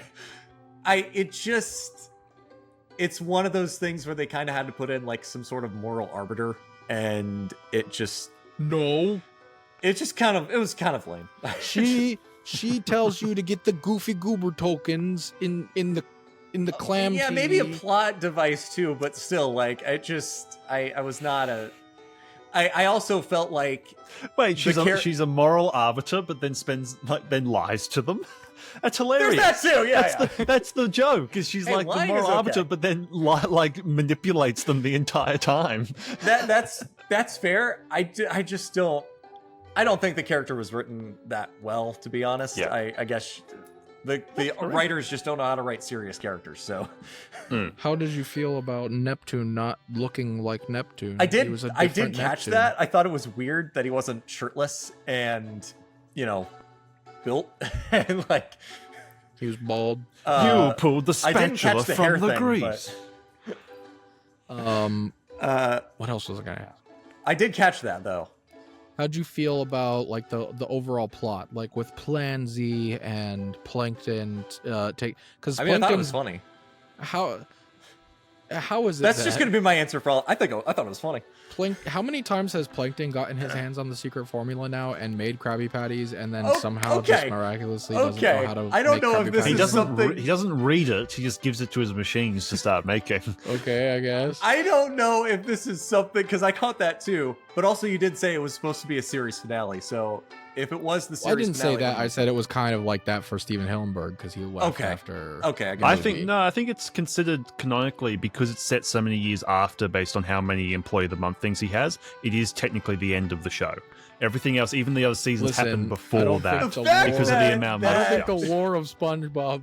No, the amount of Employee of the Month things he has means that he's about 35 when the movie happens. But he's meant to be about theory. 24 during the main series at the oldest. So everything that's happened so far is still he's before not the a movie. child in the movie where they call him a child. Listen, boy. What was I gonna say? Is SpongeBob Ness? What was it? How did I was that come calling back? you Matt Pat with the theory. So crafting. Plankton, all he has to do is just get a random person from Bikini Bottom and pay him to go and get him a Krabby Patty to go and give it to him, and he's got a Krabby Patty. No. I think it happens twice in the show where Karen just goes in and buys one and brings it back to him and he rejects it. He says, no, I have to do it. Multiple times Karen just goes in and orders one and picks it up and takes it out of the store again. It's only when Plankton's there is the problem. That makes sense because he is a narcissist, so that would make sense with the character. But Well, there's multiple arcs where Karen's like, oh, my husband's a freaking idiot. Like, as she becomes more prominent on the show, there's like, in the more... I haven't finished the Plankton movie, but I think there's like a part in it where like there's a Sandy and Karen and Mrs. Puff are all hanging out the gal on pals girls' night or whatever, and she's just complaining. It's about like her stupid the husband. random scene of all the women in Endgame. It's just like yeah. It felt a little bit like that when I was watching. I was like, sorry, my SpongeBob brain's coming out again. None of these guys hang out together ever in the show. It does seem and Pearl would hate all of them because they're all older than her. Why is Pearl here? Sorry, I'm just going to go into canonical brain. There's no reason for any of them to be friends. Can I say another? Okay, so I'm about to say characters that I don't like in the show. And it's not necessarily the characters, it's more just the plots of the episodes that they're in. Except for a couple of them. Don't say Bubble Bass. I was going to say... Don't say Bubble Bass. I was going to say Mrs. Puff. Yeah. Those episodes, sure. I think also, like, the one where she goes to prison is like... Okay, that one was actually pretty fun. Like, those are the kind of episodes that, like, SpongeBob can be in school. Since you're doing a kid's show, the main character has to be in school. So it's just kind of forcing that issue, and I'm not in school anymore, so I don't care about those episodes. I'm gonna get killed on the internet for saying some of this. I already said Sandy. I don't like. This is not because of the episodes. I don't like SpongeBob SquarePants. I don't like. Actually, do, but I don't like Patchy the Pirate. Oh, I thought you were gonna say Patrick. I was gonna. There are parts that are. Me and Chester were talking before the show about how I enjoyed the Patchy the Pirate segments like early on, and then by Truth or Square, it kind of jumps the shark, and they get. I'm not to Truth or Square, and I don't like Patchy the Pirate. Honestly, but I liked the there is live nothing action pirates better. In the movie, I don't like. They were good. There is nothing better than SpongeBob BC. Before comedy.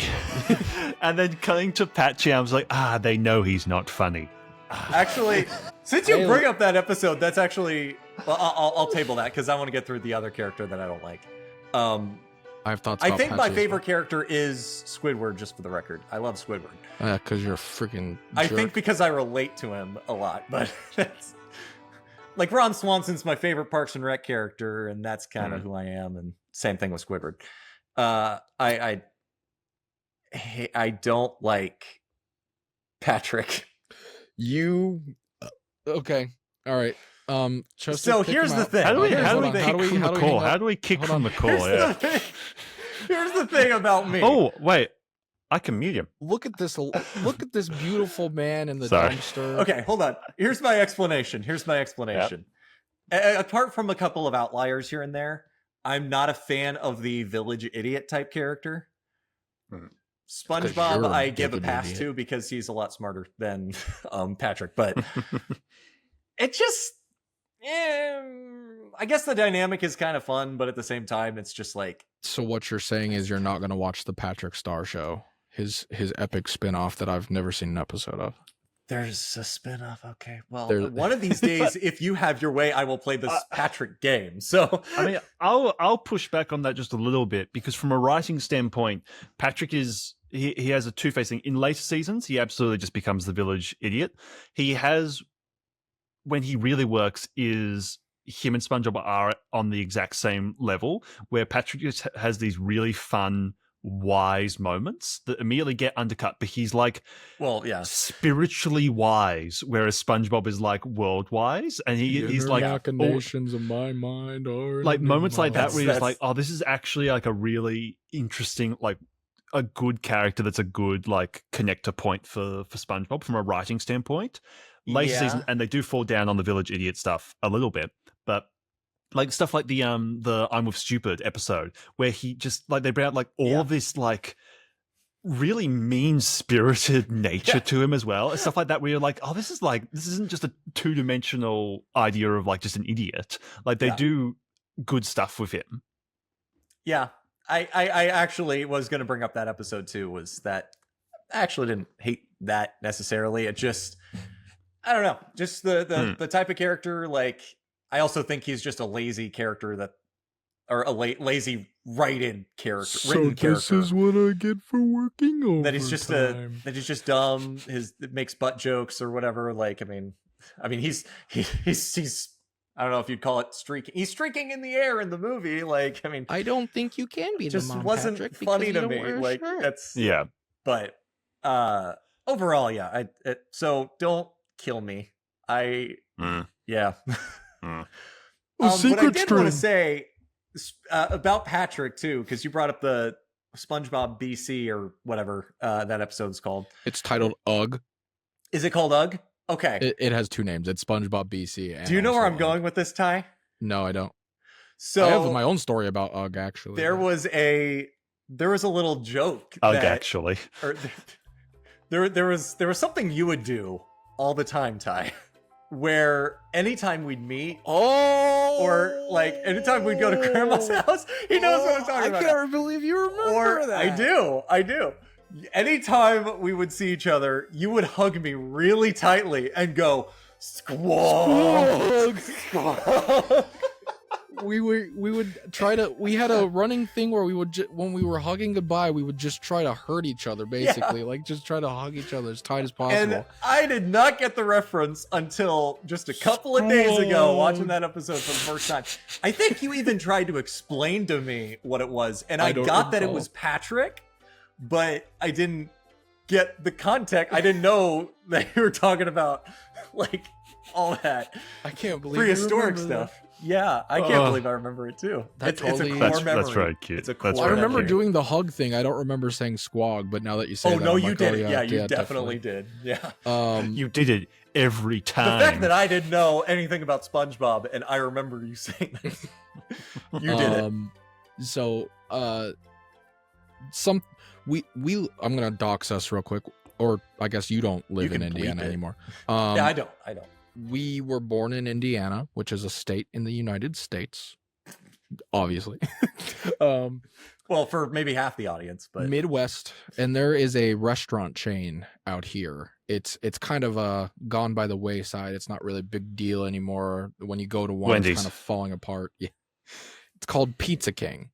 And when I was a kid, there was this big one called Pizza King Station. And it's a pizza place that is modeled after, like, the booths are like a train station, like you're on a train car, and built into the booth there is a model train that goes around the entirety of, like, the restaurant and delivers your drinks to you at the table via a toy train. Basically, it's and you order by pressing a button on an intercom, and then you're like, oh, hey, and like they're like, oh, do you want, and you're like, yeah, can I couldn't understand a word you're saying. Yeah. But basically, the other cool thing about this place was that back in the days of cable television, you could go and they would have TVs built into the booths. So you could go and you would put quarters into this TV and you could watch cable television by putting quarters into this TV. This was back when we used quarters, by the way. Yes. You could also play video games. Gen Zers do not know. America's never-ending goal to not talk to each other. Yeah. I think in the 90s they had like N64s. But like when I was I went to one with an N64, but and it might have been older. But by the time I was going, it was all PS2s basically, and they would give you you could see a menu up front, like which table has which video game, and then you could ask for a specific. Whoa, that's cool. I didn't. But you could you could play video games, or you could watch cable television or satellite television or whatever they had at the time, and cable was expensive. So a lot of times we would find out about new specials that were coming out for SpongeBob, me and my family. And we would make a night of it. We would go to Pizza King to watch the new SpongeBob episode that was coming out. And I vividly remember watching SpongeBob BC at this restaurant. I have a lot of core memories from this restaurant. For one, it's the watching SpongeBob BC, and we were eating food as they're like stabbing these crabs and roasting them over a fire, and they just look like the most delicious crabs ever. Taking a step, can I interject? Eating the sticks. Yep. I have a core memory from Pizza King too, and Batman versus Dracula was on. And if you haven't seen the movie, it's Batman versus Dracula. But there's a scene where Joker is a vampire and he is robbing a bank, a blood bank. And he's like drinking all this blood. And eventually they knock over all the shelves and it's literally raining blood on him. And he's like basking in it. And it's a cartoon, so they had to make the blood black so it doesn't look that bad. But we were watching that while eating, and Mom had about enough, so we turned that off pretty quickly. She was like, "Okay, flip it over, play." It was like play Despacito. Yeah. But yeah, I guess the last thing I'll say about that is that same day my sister licked the Parmesan shaker at the table, and so that was that. Wow. I wanted to bring up which sister. So actually, I don't remember because it happened twice with two different sisters on two different occasions. So they're both I was going to say, I believe one of them was Bria and one of them was Rachel. I don't think Grace ever did it. But okay, because I was going to say either Grace or Rachel, but yeah. I was going to ask you because I specifically went out of my way to be like, make sure you pirate Midlife Crush Day stream. Yes. Mm-hmm. Chester, I assume you know this episode has been banned. I know the law. Okay. I know the 9/11 law as well. Is it? Yeah, banned Jimmy in Neutron Australia? did it. What do you mean? It's just banned on streaming in general. Oh, so just okay. I didn't know if just edit it, his region could get it, but no, it's banned. It's gone for us too. Yeah. So as soon as you told me that, I was already like.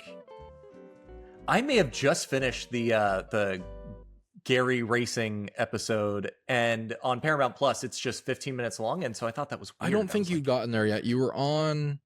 Oh, maybe... You were on New Student Starfish, and I was like, okay, it's coming out. You need to make sure you watch it. Okay. Because you talked about... You showed me the big fat meanie part right as I sent the picture of the big okay. Yeah, so... I thought it was weird when it was just 15 minutes long, and then I remembered you told me that's what happened. So I Googled it, and I had to dig a little bit, but it didn't take me as long as I probably remember it did, because it was on, what is it, Daily Motion, I think is what it's called. Yeah, it would be on Daily The Motion. really crappy YouTube ripoff, yeah. Yeah, exactly. Well, I mean, with way more ads and way more problematic. And you could Speaking actually of pirate problematic, stuff on it. How'd you feel about the episode? Yeah, I thought it was funny.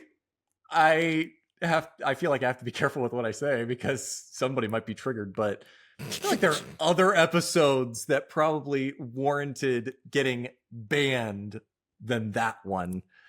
I can't think of anything off the top of my head. Maybe the swear one, but even that one is bleeped, so I guess you could make an argument there. But like, I feel personally like I don't think there's any problem in it at all. I think it's a great episode. I think episodes like the Splinter or the Toenail one, where there is literal gore in this kids show, that stuff should be banned before an offhand joke. Like there are so many adult jokes in the show, and no one cares. In fact, people like enjoy it. But then there's modern stuff, and also I'm going on my usual rant. Season 9 onwards, which is just this ADHD destroyed show that is just hyperbolic and so over the top that I don't think kids should be watching it. That's fine. Like, we can show kids there's just so much information crammed into 1 second, just blasting into their eyeballs. But this one joke, that's not okay, you know? I don't like that stuff. I don't Let's get. See I if think he knows the secret cool guy handshake. It's weird because I feel like in it could just be anywhere, but I feel like in America, especially, like we're more, what's the word? Sensitive about, I guess, just sexual things in nature than we are violence. Which, I mean, I don't know. I don't really know where that stems from. And then there's GTA. And then there's GTA, which has them both. So, you know. Yeah. But I think more people are upset at the, well, I don't know. They might be more upset about the cop killing stuff in GTA now that I think about it. But there's always a new issue with GTA. There's always whatever new kind of political world you're in, there's a new issue with it. 3 men instead of a playable girl. I did think it's funny because I'm kind of pointing at Paramount, like pointing the finger specifically at Paramount, because a lot of South Park episodes are also getting banned. Probably rightfully so because of South Park, even though I do like episodes of the show. Just never watched it. But I mean, I have an overall issue where, like, I've gone onto there a few times to watch some Adventure Time episodes. I'm just like, there's an episode missing here. Or, well, I've noticed there, Adventure Time, Gumball, and a few other ones, where I'm watching through it and I'm like, they've cut a scene out of that. They've removed a joke out of that. They've cut a scene out of this. This episode is 11 minutes. This episode is shorter than the other ones. They've removed a joke there. They've removed a joke in this episode. They've removed a joke in that episode. And like, I can remember seeing on the original DVDs another scene here that they've cut out, and now the episode doesn't make sense. One of my favorite shows, Community, has an entire episode ripped out. The D&D episode, yeah. Best ones. Yeah. Never went back and watched it, by the way.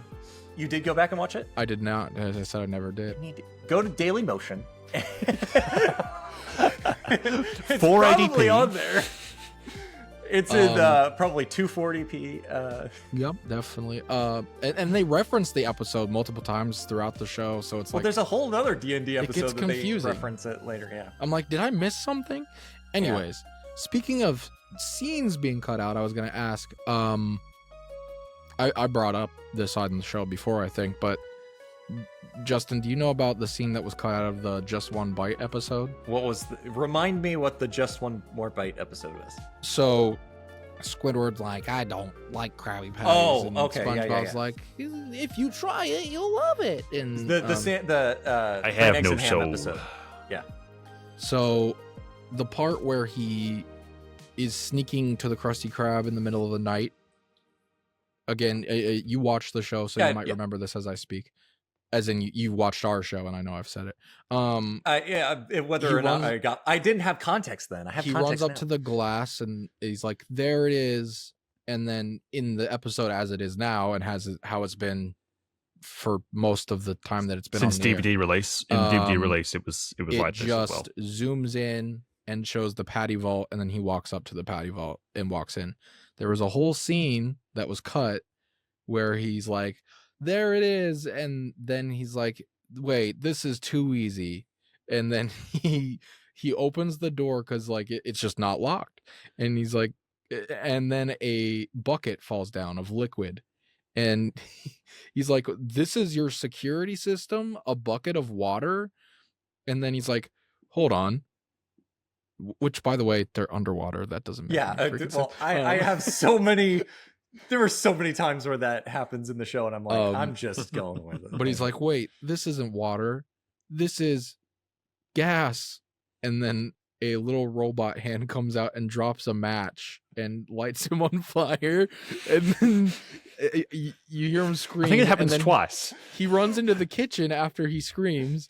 And then another bucket falls after he runs into the kitchen. And then he screams again. And then it cuts to the part with the patty vault. But they cut out that. I have to look up that scene later. I vividly remember watching it. I must have watched it the day it came out because apparently it only aired the one time. But I vividly remember it being that way, and then I remember they changed it. They cut it out because of it aired just before 9/11, and then they removed it for all subsequent showings after. It was removed because of 9/11. I assumed it was just because parents didn't want their kids. No, it was directly tied to 9/11. Okay, yeah, interesting. But like, it's 2025. We are constantly making 9/11 jokes now. I was about to say, we've talked about 9/11 on this show like how many times? Bush did 9/11. I think I did a new one recently at a group thing where I was like, I think I made a new one recently where we were talking. Someone brought up Shadow the Hedgehog, and I just instantaneously was just like, Shadow the Hedgehog did 9/11. Chester, do you know about the Spider-Man movie teaser? Oh, yes, I do. I've been on the internet as well. I don't know what you've seen. We're friends, but we don't. We don't talk about country. We don't talk about 9/11 enough. We don't. I was going to say Spider-Man's an American character, but I mean, he's been played by two British guys, so I don't really know if we can say that anymore. Two imposters. So I mean. Exactly. I want to go through the whole episode list and ask you questions, but I almost thought about it, but that's a lot. Do you have any, like, I know you wrote down some thoughts and you said that you had a lot you wanted to say to me. Do you have kind of already have, but okay. So like, you hate Patrick, which means you're a fake fan. You don't like Sandy that much. Did I say I hate Patrick? You hate a majority of the characters on the show. Here's the question. And when they have SpongeBob and Patrick, be the announcers of a football game. You're talking about are you talking about the Nickelodeon CBS broadcast or whatever? They've done multiple times where they're like, SpongeBob and Patrick are hosting this NFL game. No, not even the Super Bowl. Just like episodes they'll have in the regular broadcasts season, where they have Tom Kenny and I can't think of Patrick's voice actor's name. Bill Fabricaka. Yeah, they both will live like do their voices and speak as SpongeBob and Patrick. That's so over cool. an NFL game. And then the first time it happened, they did it for The Simpsons last year. Well, ESPN did it with The Simpsons and Toy Story last year, and Disney's done it with Toy Story. And Disney's broadcasts are bad. CBS's are. They did it with Toy Story, and what did they do after that? They did another one that wasn't Toy Story. You said Simpsons. That's right. Yeah, that's right. The Simpsons. I think they did something else, but I can't remember. I think it was Simpsons.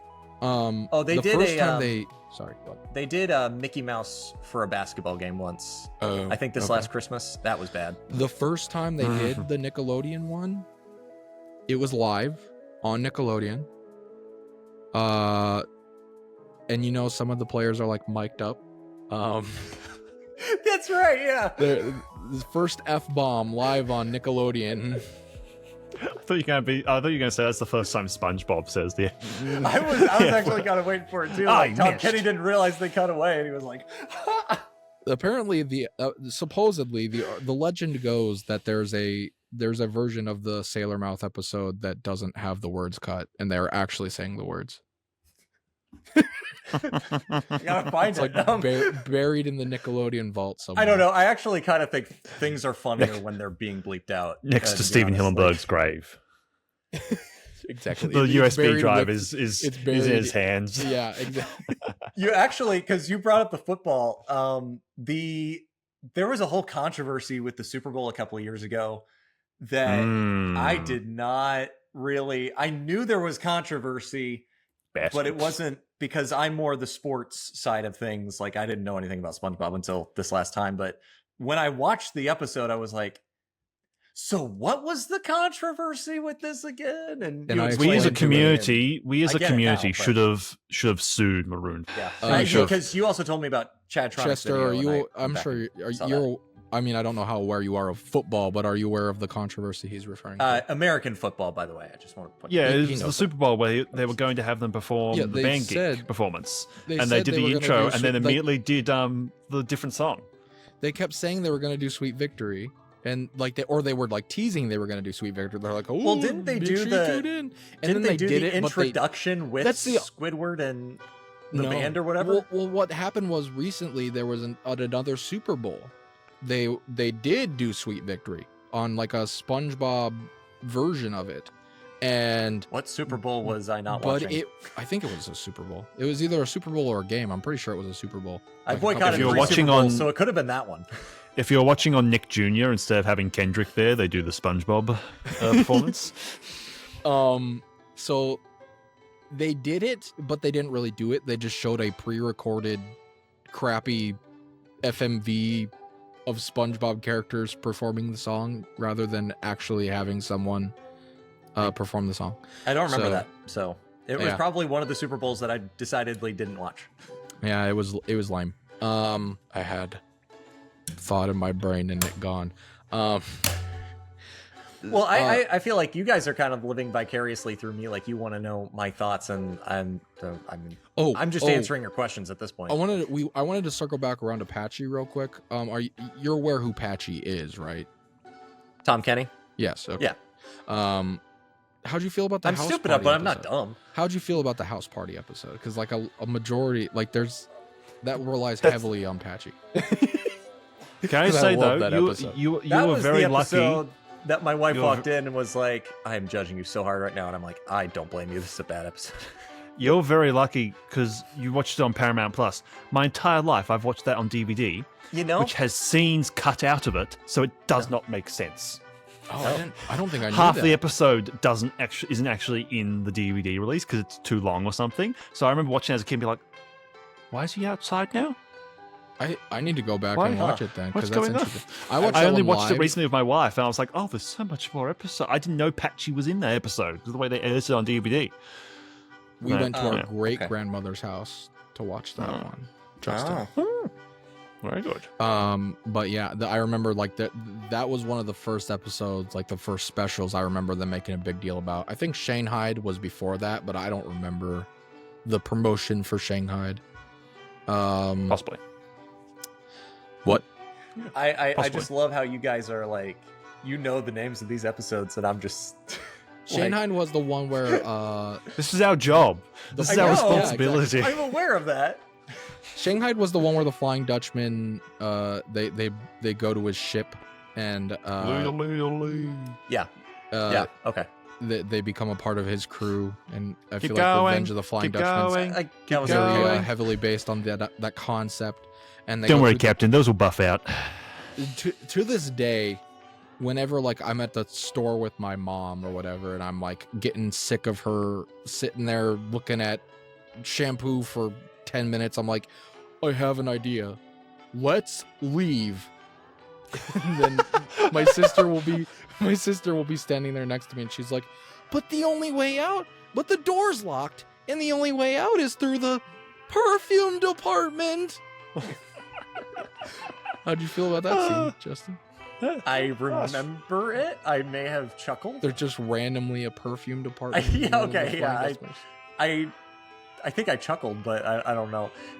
It just was another one of those episodes that I just didn't. That one was first aired as like it wasn't even called Shanghai. I don't remember what it was called. It was some Patchy I think it was the first time Patchy hosted, if I'm remembering correctly. Then that's probably why I don't remember it. They did. Well, they cut all that part out. Like that's not in the episode. But basically the idea was basically the idea was that at the end, one of them gets a wish because at first he's saying 3 wishes, and then he's like, make it 5, and then he's like 4, and then he's like, I don't remember. 2, That's in the take it or movie. leave it or whatever. That's the movie. Fake fan. No, Fake fan. Fake fan. no. Fake fan. I knew that. I knew that. You did it. No, I'm talking about when maybe He they can't did the handle joke twice. Hold on. It was also in the He's trailer, breaking. so that's why I remembered that. Hold on. I went back and watched the trailers for the movie before I watched the movie because that's a part of my job. SpongeBob. It's the research department. Well, while he's looking for that, I will say there was one the episode where the fine dining, where Squidward is telling SpongeBob to wipe his mind of everything but fine dining. I have always envisioned my brain processes like that episode. Like that. Like, I'd never seen the episode, and so the fact that that was how they had that in that episode. How is it considering SpongeBob is such a meme icon now? Were there parts where you watch it and be like, I know this frame, I know this frame, I know this joke. To say too. There are jokes in our videos. I think I made in one of our Fortnite videos with Austin or Pladley. I think I referenced the Plankton going, "Oh, it's just a regular Krabby Patty. Oh my goodness!" And it's that meme was going around for a while. Then there was I think I referenced it in that, and Ty was like, "That's from SpongeBob. How do you know that?" or something like that. What was it? Sorry, I was looking up the transcript of this episode. The meme of Plankton when he was Mr. Krabs for a day. And he was like, that's just a regular old Krabby Patty. Oh my goodness, because Squidward was running. Good grief, he's naked. Yeah, that's true. The other memes like the wallet joke with Manta Ray or whatever his name is. that I knew that. What are the other memes that okay, so I'm ready. That was the big one that I knew it from, like, the first episode was going, I'm ready. I had no idea that's his catchphrase.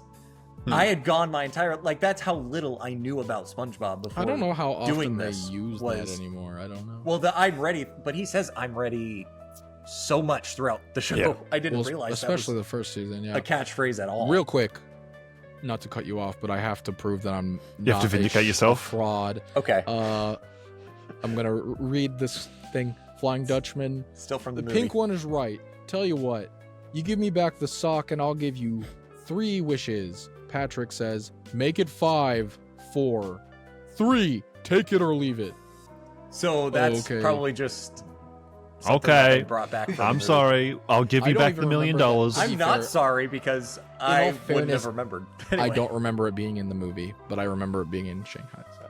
Well, it was when the king was days. I'll give you 6 days. Yes. So they repeat the joke, I guess.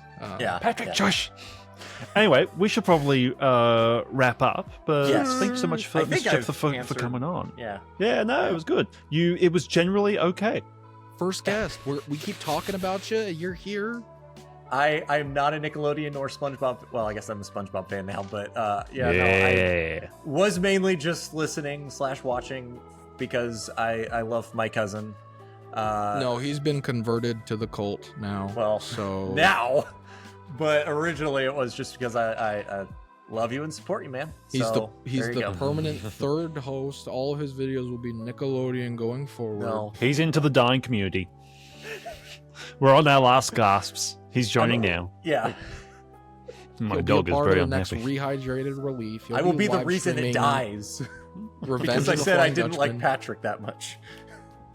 Anyway, thank you guys so much for watching this episode, and thank you so much for coming along with this discussion, Mr. Jephthah. Really appreciate it. And next week, I'm sure we'll talk about something Nickelodeon related. Finally, we'll talk about an episode. We talked about something Nickelodeon related this week, so there you go. Yeah. We'll finally did it, something. guys. We're back. We're back. Well, at some stage, we'll be talking about the Switch 2 release as well. So we'll get off topic. I was thinking maybe Chester, would you want to do my podcast? I've been working on getting that going again. My Nintendo podcast. We should do that. Well, that would make a lot more sense for the Switch 2 release. For the Switch 2, yeah. Being on this. I was thinking about paying for Riverside just to do that one with my cousins, but you know, if you're around, you can also we could do it. Let's use this one. Yep. Cool. All right. Chester was Thanks, adopted. Guys. Bye. I watched Recess, no stress, and then the kids next door always playing, messing with each other in the back tree house, chilling and possibly fighting evil, jerking off to Kim and having fun again with my cartoon friends. No classmates anyway, to hell with them, cause I was hanging with who I thought was cool.